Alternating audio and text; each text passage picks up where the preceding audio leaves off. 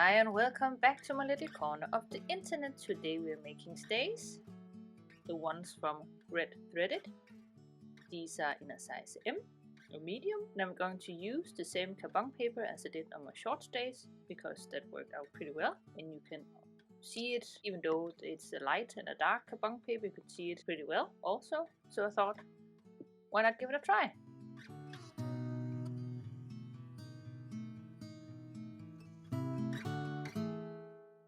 So that's what I'm doing here.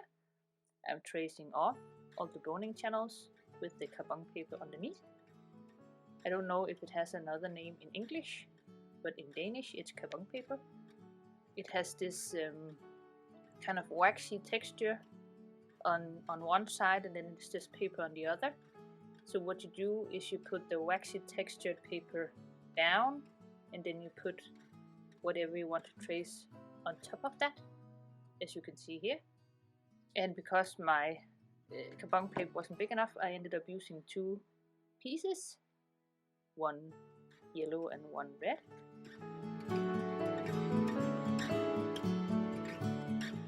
These days are going to be in 3 layers of cotton. Here you can see what I just traced, and I'm going to sew that on the machine before I sew them together. And it worked pretty well, even though my machine still makes a lot of thread blobs, but that's just the way of my little Fuff. She doesn't know any better. But all the boning channels are in.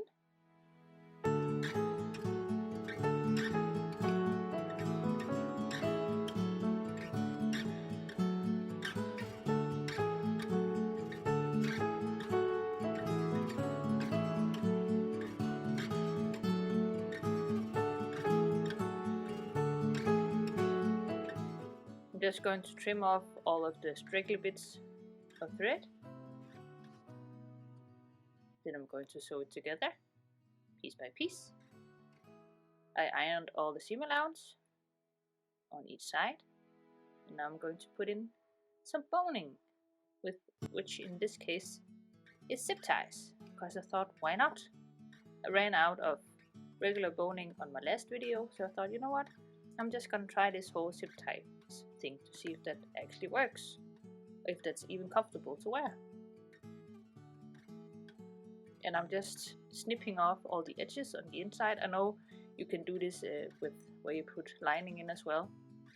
I didn't do that, I just have raw edges. And I have this, I think it's called pinking shears, that makes this kind of, what do you call that, ruffly texture, or ruffly edges. So I just did that instead. And that turned out pretty well, even though it made a bit of a mess. And here you can see all the boning channels are in. Gave them a little extra stitch where I had the seam allowance to keep the seam allowance down and nice, and all the edges nice and smooth. Here you can see how I cut all the edges with those pinking shears.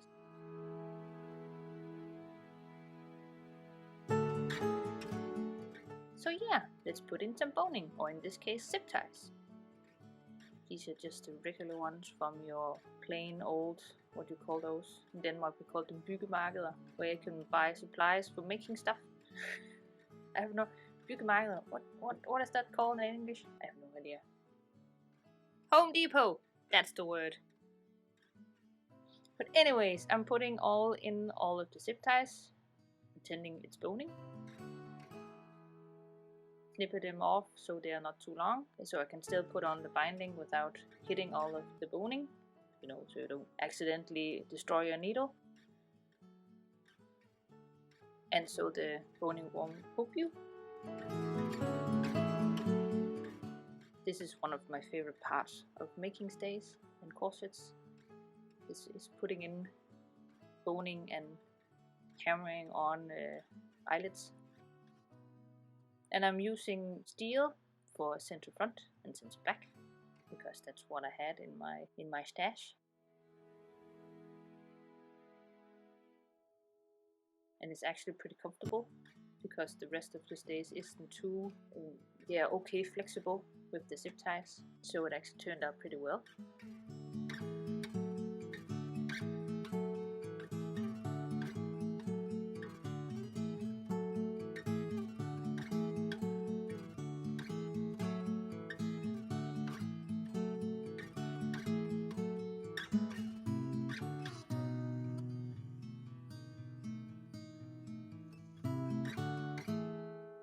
This is totally zen mode for me. All of these bones or zip ties.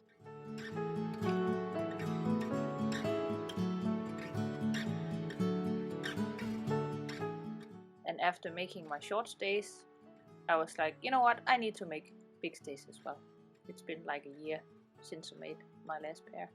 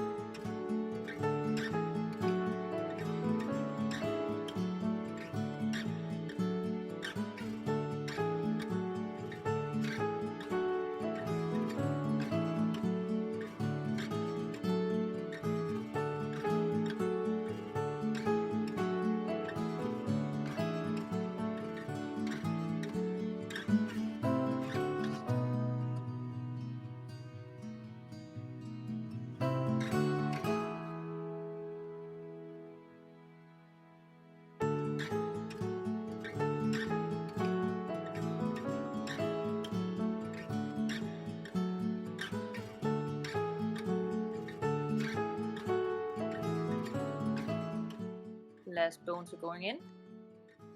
I forgot to make one channel, so I'm going to do that before putting in my steel.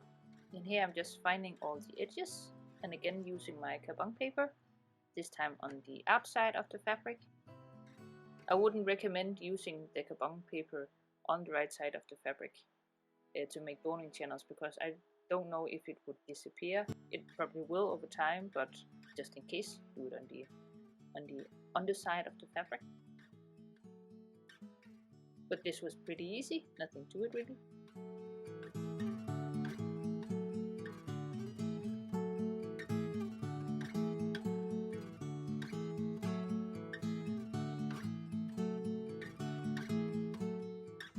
And now I have to put on binding. I hate put on binding on stays. So I had this idea, well, maybe I can sew it on by hand first and then stitch it on the machine, and it will be awesome. And then halfway through I was like, no, this is not working. Then maybe I can take it all off and just put the binding on by hand. And then I was like, no, this is going to like take forever. I'm not going to do that.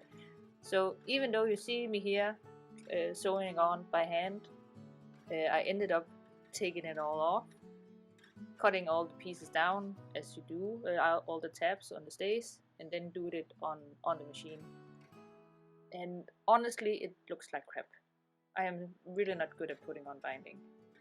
But I did the thing, so I hope that counts for something. But you could do this if you had the patience for it. I definitely did not have the patience for it that day.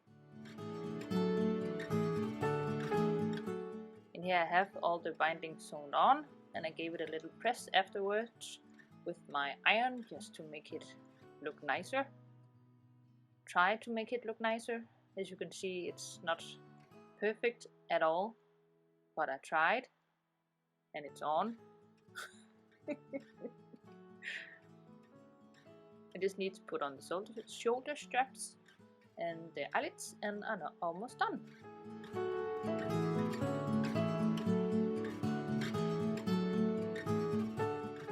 So I'm putting in metal eyelets as I did on my short stays, because I wanted to look more like a costume piece than as underwear, if that makes sense. Because I really want to make like a black dress to wear underneath it, so this can be displayed for the world, because I think this fabric is so awesome. And I'm doing a spiral lace where I have made these little holes to make sure that it is spiral lace.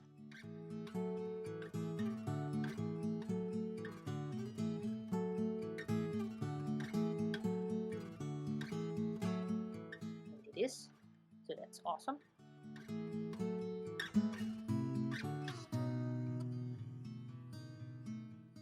Now I just have to make all the holes and put eyelets on. And I have the most wonky hole maker. I I should honestly buy a new one, but as long as it works, it works. So why buy a new one that actually would make the holes even better? I think that's just the Dane in me. I have a hard time throwing things out as long as they still work.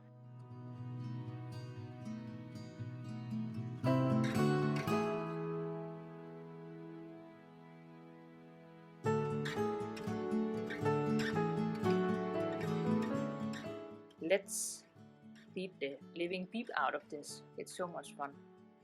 And after moving, I actually have the, I don't know if you can say I have the space for it, but when I do this, people won't complain because I live in a basement. So that's awesome.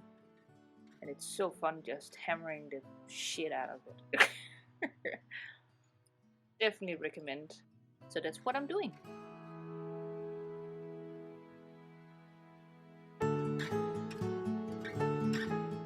And here they are, all in. Just look at that. It's beautiful.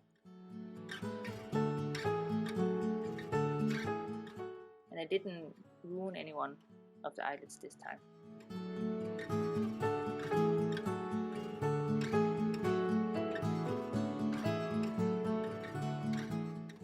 And instead of tying the lace to the stays, I put this button through, and that works pretty well.